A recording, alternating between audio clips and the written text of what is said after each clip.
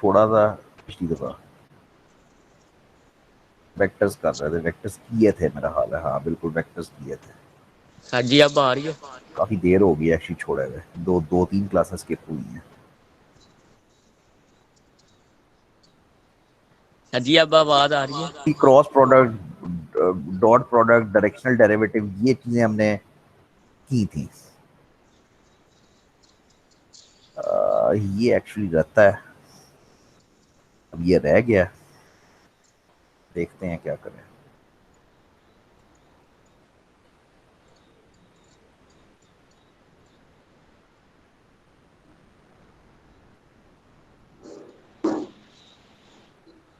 ये करना ही चाहिए, छोड़ नहीं सकते, ये रह गया यार, 12वां 13वां रह गया है। मैं 14th, मेरा ख्याल था मैंने 14th शुरू करना है, लेकिन मैं नहीं कर सकता, मुझे 12वां 13वां करना है। लेकिन उसका वही प्रॉब्लम है कि जिसने पीछे से नहीं पढ़ा हुआ वो फिर गुम हो जाएगा, जिसने वेक्टर्स नहीं पढ़ा है। तो चलो खैर, जिसने किया है उसका तो कोई कसूर नहीं।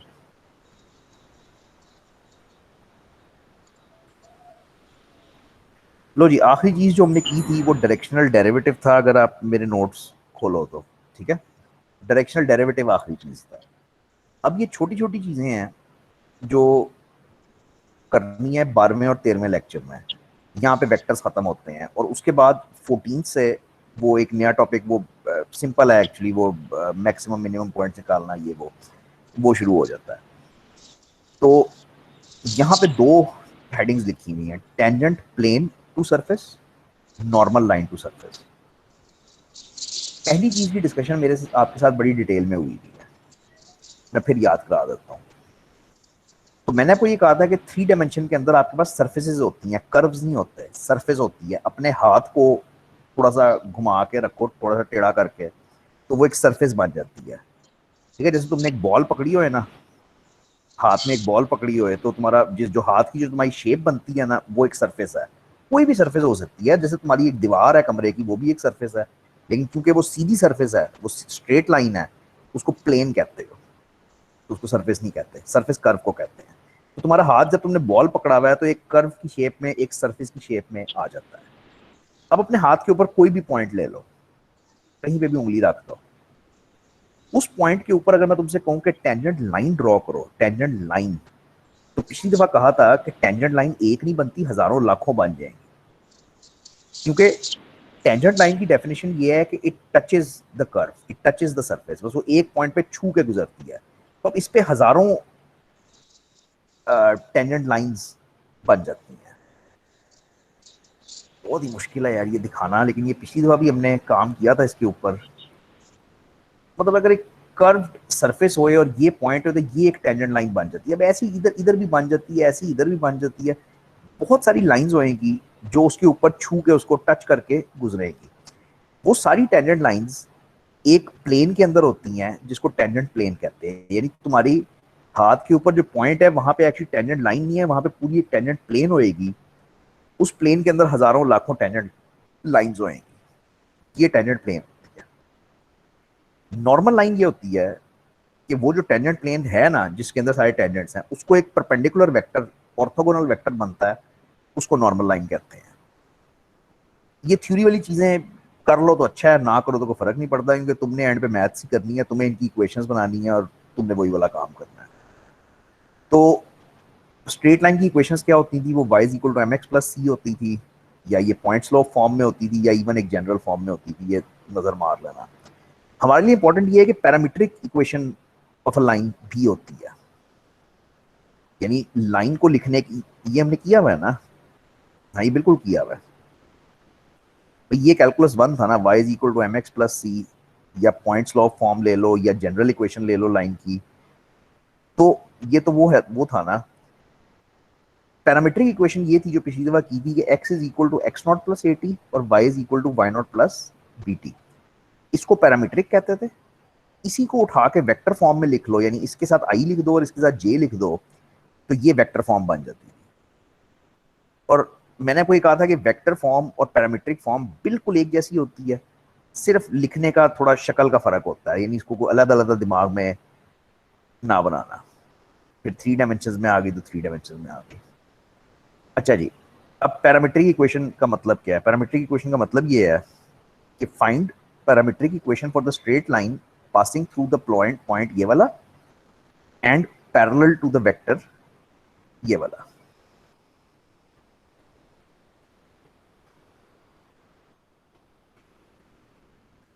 तो लिखने की भी जरूरत नहीं होनी चाहिए, ये तो बस जुबानी कलामी काम है। तो हमें ये पता है कि हमारी जो पैरामीट्रिक इक्वेशंस होती हैं वो होती हैं X naught plus A T Y is equal to Y naught plus B T और z is equal to Z naught plus C T. अब यहाँ पे X naught Y naught Z naught क्या चीजें हैं? ये वो पॉइंट है जिसमें से लाइन गुजर रही है। तो वो क्या है? वो 2 है, वो 4 है और वो 3 है। ये वो पॉइंट है जहां से लाइन गुजर रही है, ठीक है जी। और ए बी सी क्या चीजें हैं? ए बी सी वो वेक्टर है जिसके वो पैरेलल है। तो यहाँ पे हो जाएगा +4t, यहाँ पे हो जाएगा 0t और यहाँ पे हो जाएगा -7t। तो ये मेरी पैरामीट्रिक इक्वेशन बन गई। अगर इसी को कोई आपसे वेक्टर फॉर्म में मांग लेता है तो आप कहते हो r of t is equal to, अब 2 + 4ti प्लस 4j, j में सिर्फ 4 ही है ना, वो 0 वाला तो कैंसिल हो जाएगा, प्लस t - 7t k। बात यह है कि पैरामीट्रिक और वेक्टर फुली इंटरचेंजेबल है। तुम्हारे पास एक है तो इसका मतलब है तुम्हारे पास दूसरी है, कोई मसला नहीं। उसने वेक्टर नहीं बनाई, खैर बार ठीक है। अच्छा, ये इसी तरह से जिस तरह से स्ट्रेट लाइन की इक्वेशंस थी, अब वो जरा कर्व्स को थोड़ा सा रिवाइज करता है कि कर्व्स में किस तरह से कर सकते हो। बात वही है, ये पहली इंपॉर्टेंट बात आपकी आ गई। तो इक्वेशन ऑफ अ प्लेन क्या है? Let a plane passing through फलाना point and the direction of normal to it is ये वाली। नॉर्मल क्या होता है? नॉर्मल हमेशा परपेंडिकुलर वेक्टर को कहते हैं। वो कहता है कि हमने इक्वेशन ऑफ प्लेन निकालनी है।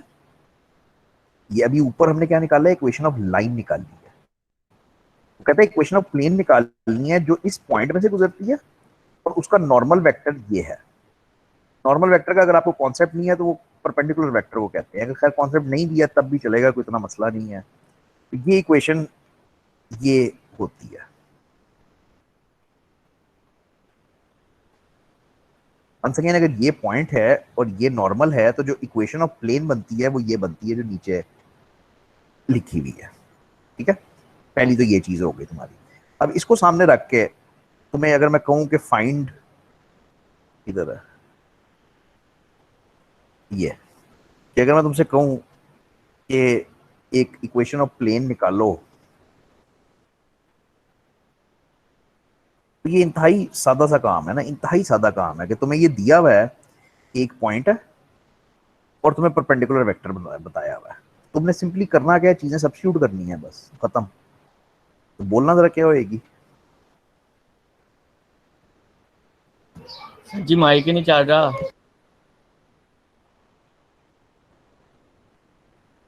हाय हाय हाय, बड़ी बुरी हालत है आपकी। चले, कुछ नहीं होता। तो x - 3 +2 इंटू y प्लस 1 और आखिरी है -5z -7 इज इक्वल टू 0। इसको सिंप्लीफाई कर लो, तुम्हारा आंसर बन जाएगा। बना बना कैसे है? बना कैसे है कि, एक सेकंड होल्ड करना।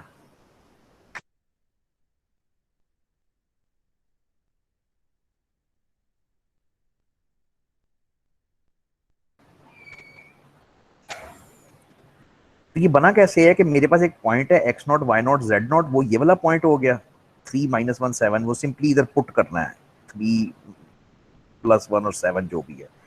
और ये मेरा नॉर्मल वेक्टर हो गया ABC, उसका ABC की जगह पे पुट करना है। ये सारा सॉल्व होके एक सिंपल सी इक्वेशन आ जाएगी, वो आपका आंसर होएगा। मतलब यहाँ तक हम पहुंचे ना, इसको थोड़ा सॉल्व कर लोगे तो ये तुम्हारी इक्वेशन ऑफ प्लेन हो जाएगी। अच्छा, अब इसमें ये एक प्रॉपर्टी है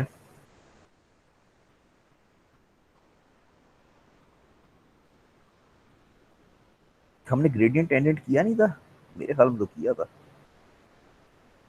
यार। ये एक अच्छी तस्वीर है वैसे, कि सरफेस के ऊपर पॉइंट है। एक सेकंड, हेलो बस आम।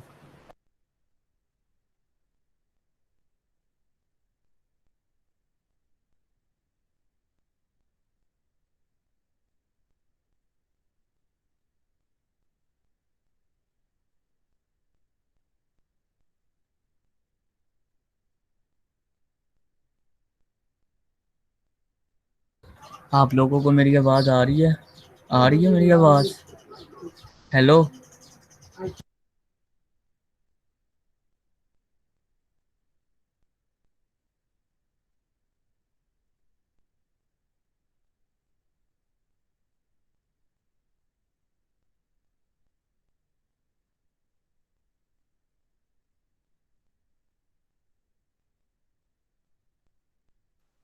हेलो हेलो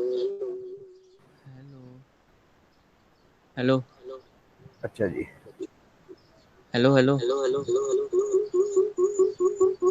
ये तस्वीर अच्छी है क्योंकि ये वो चीज तुम्हें दिखा रही है जो मैं तुम्हें बता रहा था, कि ये एक सरफेस है एस नाम की, इसके ऊपर एक पॉइंट है। यार ये बहुत ही अच्छी तस्वीर है एक्चुअली। इसके ऊपर, इस सरफेस के ऊपर एक पॉइंट है, उस पॉइंट पे ऐसी बहुत सारी टेंजेंट लाइंस ड्रॉ हो जाती हैं। ये जो लाइंस बनी हुई हैं, ये सारी टेंजेंट लाइंस कंटेन होती हैं एक टेंजेंट प्लेन में, और फिर इसका एक नॉर्मल वेक्टर होता है। तो अब जो काम आपने करना है वो उस टेंजेंट प्लेन की इक्वेशन और वो सारा कुछ करना है।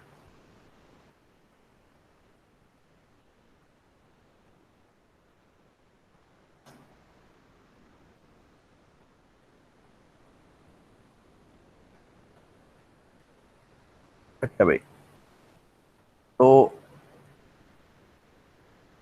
अब ये है कि इक्वेशन ऑफ टेंजेंट प्लेन है, ठीक है। ये बड़ी इंपॉर्टेंट चीजें हैं सारी।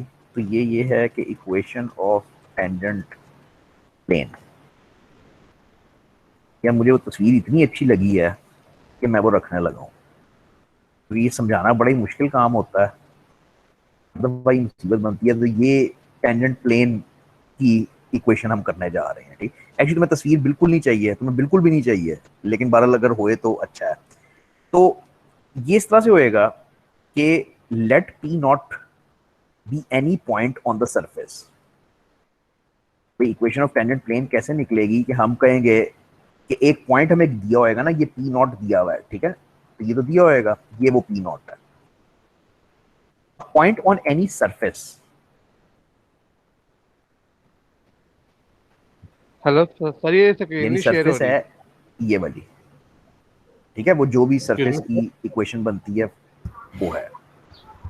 If F is differentiable at point then the tangent plane. अब मैं टेंजेंट प्लेन की इक्वेशन उसने लिखी नहीं, क्या बकवास है यार। इक्वेशन उसने लिखी नहीं, तो इक्वेशन खुद बनानी पड़ेगी।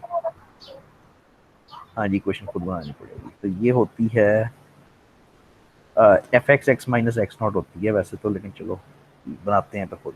तो इक्वेशन ये है कि F X into X minus X naught plus F Y into Y minus Y naught plus F Z into Z minus Z naught is equal to 0। किसी मसले में हो तो आता है, कुछ चला जाता है, समझ नहीं आ रही।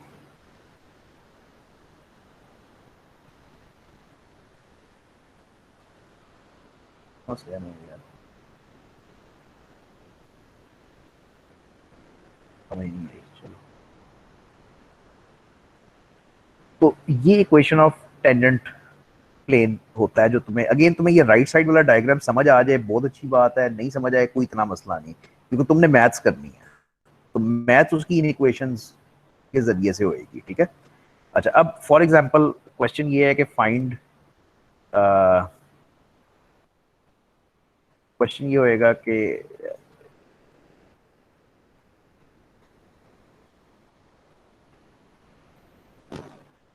Find equation of tangent plane to the following surface at the given point. बात को फॉलो करना है। तुम्हें क्या दिया हुआ है? तुम्हें एक सरफेस की इक्वेशन दी हुई है, ये जो सरफेस थी एस, जो तुम्हारा हाथ था, वो उसकी इक्वेशन दी हुई है।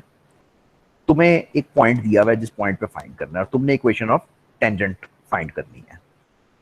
इसके लिए सबसे पहले इसको एक फंक्शन की फॉर्म में लिख लिया करो हमेशा। तो एफ ऑफ एक्स वाई जी लिखना चाहते हो, इस तरह लिख लो। एफ ऑफ एक्स वाई जी क्या है, फंक्शन क्या है? वो है 9x² plus 4y² minus z² minus 36। यानी जो भी तुम्हें सरफेस दी हो है ना, उसको हमेशा इक्वल टू 0 रखा करो। ये इधर लिखा भी हुआ है, देखो। जो भी तुम्हें सरफेस दी हुई है ना, वो हमेशा इक्वल टू 0 होनी चाहिए। फंक्शन इस तरह से बनता है। तो तुम्हें इक्वेशन तो ये दी हुई है, इसमें से 36 उधर लेके जाओगे तो वो इक्वल टू 0 हो जाएगा, और ये बच जाएगा, मतलब ये इक्वल टू 0 हो जाएगा। तो ये जो भी जो सरफेस बन जाएगी वो तुम्हारी ये इक्वेशन बन जाएगी। अब जरा देखो कि करना क्या है। तुमने निकालना है F X, F Y, F जी।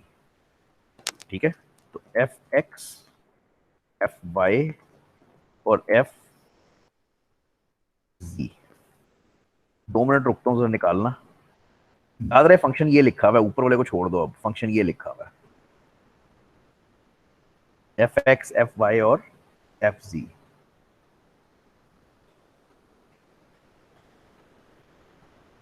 स्क्रीन नजर नहीं आ रही या तेरी आवाज क्यों नहीं चल रही? सर जी अब आवाज आई। आवाज चले तो काम सिंपल हो।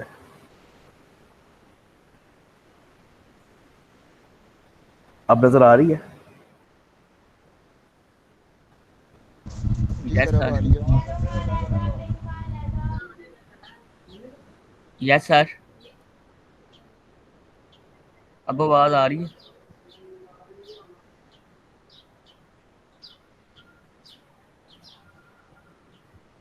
सही मसला हो गया यार।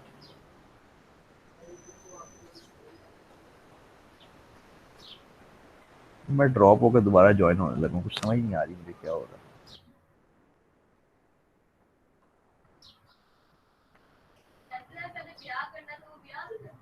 आवाज आ रही है यार, किसी और को कोई तो बोल रहे हैं, सारे अकेले लेके बैठे हुए।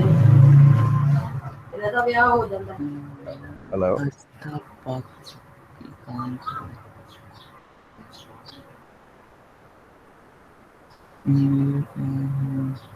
यार प्लीज मुझे बता दो चैट में कि स्क्रीन नजर आ रही है।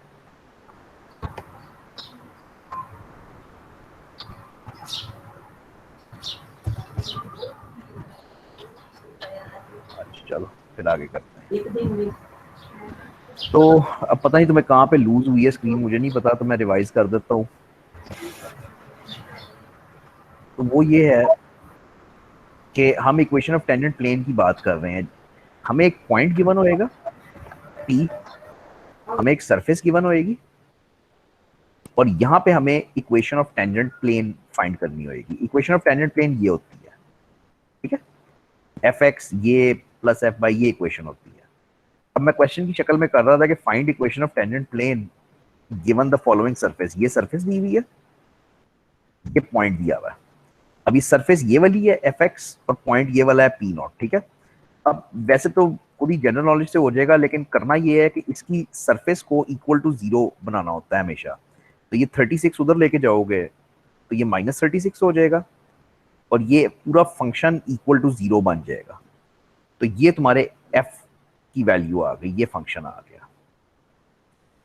अब जहां पे छोड़ा था वो ये था कि इनका एफ एक्स, एफ वाई और एफ जी आपने फाइंड करना था। तो इसका एफ एक्स क्या आता है?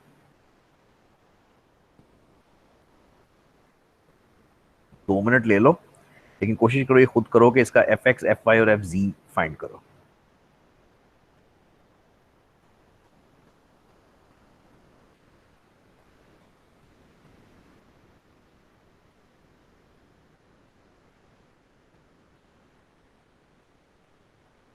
सर मेरी आवाज आ रही है? साਡਾ ही हाँ मसला जी, हाँ जी, अब आ रही है। हाँ, कुछ नहीं स्टडीज का आता है। लेकिन म्यूट म्यूट ही हो जाए, वो अब आदत पड़ गई है आज बगैर आवाज के करने की। वो तू जरा म्यूट हो जाए, अगर किसी और ने बोलना है तो बोल लो। इसका FX FY FZ चैट में लिख दो, बोल दो, कुछ भी कर दो, निकालना जरा। तो तुमने नहीं करना बिलाल।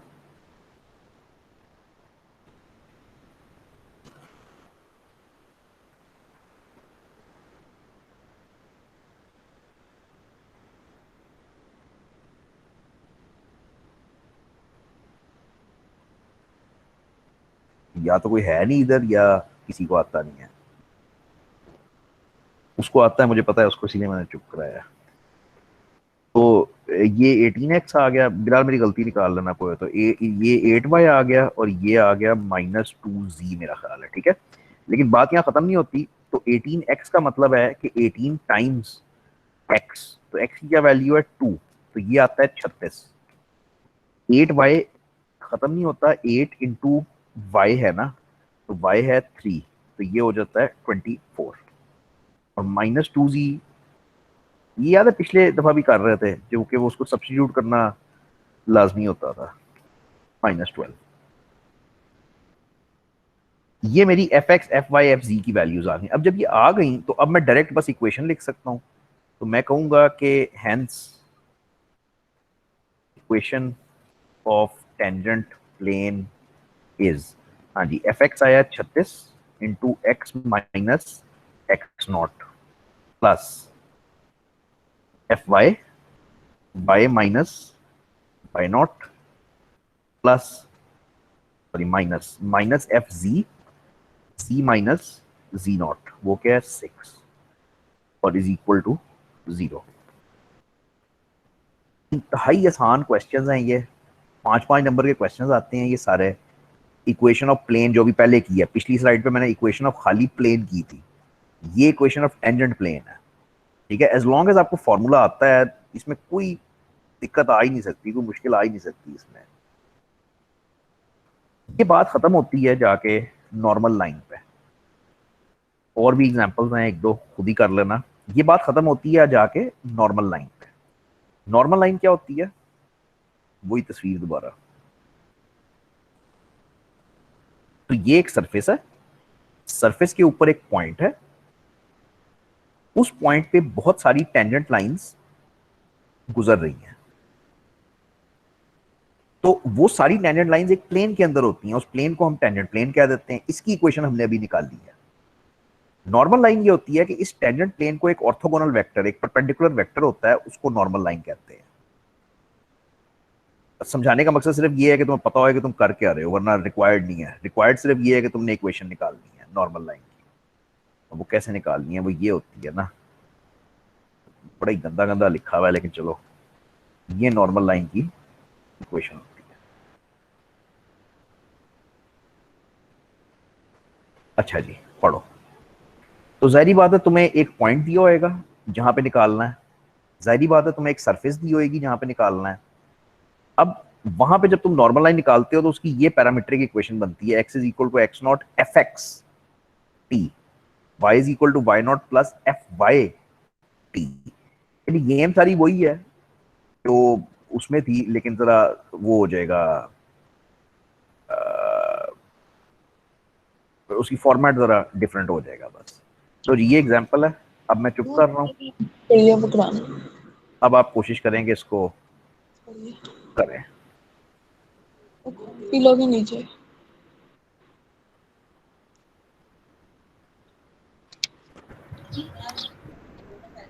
पहले हमने FX FY FZ फाइंड करना है। पहले तो पढ़ लो कि क्या कह रहा है। Find equation of tangent plane कह रहा है एंड नॉर्मल कह रहा है, यानी दोनों चीजें करनी है। जो मैं अभी पीछे करके आया हूँ वो टेंजेंट प्लेन थी, और नॉर्मल ये ऊपर लिखी हुई है, दोनों करनी है। कागज पेंसिल पकड़ो, ट्राई मारो। ट्राई क्या हो जाएगा, आसान है।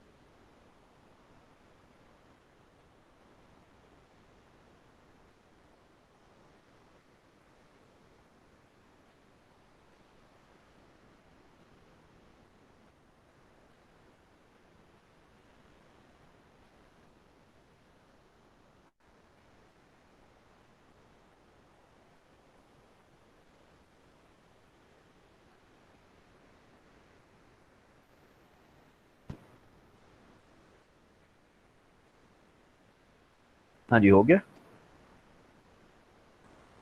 तो आपने क्या करना था, आपने एफ एक्स निकालना था। दोनों केसेस में वो 2x होएगा, तो वो आता है 2। फिर आपने एफ वाई निकालना था, जो 2y आता है। बहुत ही सादा क्वेश्चन नहीं है। और 2y क्या आ जाता है, -4। फिर आपने एफ जी निकालना था, जो है 2z, वो आ जाता है 6। ये तो आपने निकालना ही निकालना था ना।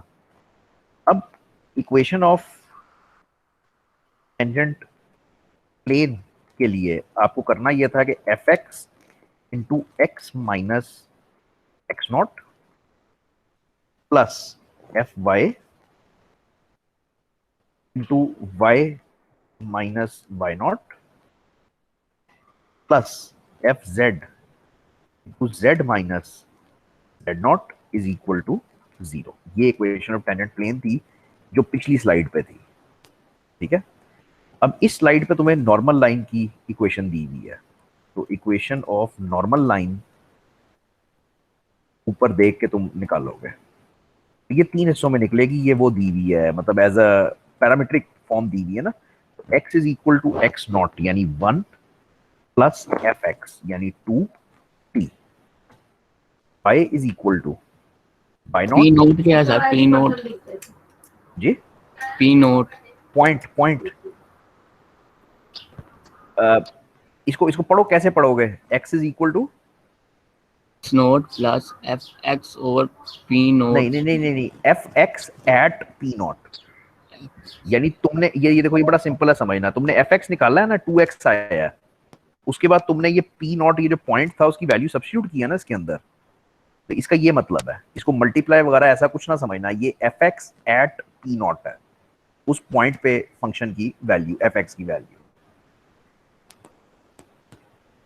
y is equal to Y naught यानी -2 और -4t मेरा ख्याल है, और z equal to 3 plus 6t। हाजिर दिमागी चाहिए, मुश्किल नहीं है बिल्कुल भी। ठीक है, दोनों के फॉर्मूले तुम्हारे पास पड़े हुए हैं, सिर्फ हाजिर दिमागी से उनको सब्स्टिट्यूट करते जाओ। तो ये इक्वेशन ऑफ नॉर्मल लाइन आ गई, ये इक्वेशन ऑफ टेंजेंट प्लेन आ गई। इसके 1-2 एग्जांपल्स हैं बुक में, और ये भी है, ये भी है। तो ये प्लीज कर लेना। यहाँ पे मैं रुका हूँ ऑर्थोगोनल सर्फेसिस पे। एक्चुअली रुकना नहीं चाहिए था, मतलब मैं इसको खत्म करना चाहता हूँ, लेकिन मतलब 1 बज गया और अब मुझे भी कहीं पहुंचना है, तो बस यहाँ पे रुकने लगा हूँ।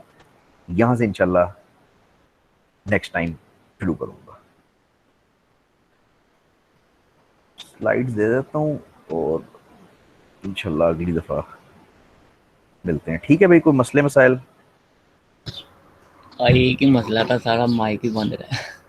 वो अच्छा ही हुआ एक्चुअली। वैसे भी तू नहीं बोलना होता है, तो वो फायदा ये है कि मतलब पता